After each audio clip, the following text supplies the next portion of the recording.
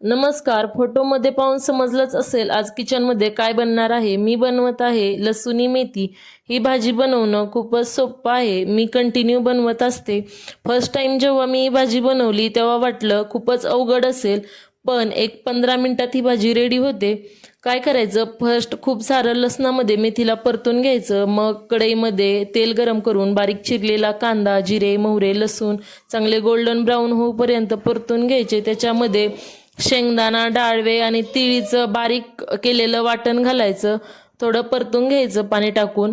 मग त्याच्यामध्ये लाल तिखट, हळद, आपल्याला जे मसाले टाकायचे ते टाकू शकता.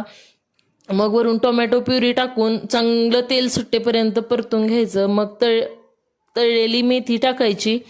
मग मेथी टाकल्याच्या नंतर थोडं शिजून घ्यायचं आणि वरतून त्याला मस्त अशी जिरे, मोहरे, लसूण आणि लाल मिरचीची फोडणी देऊन टाकायची. या फोडणीनं भाजीची चव एकदम मस्त होते.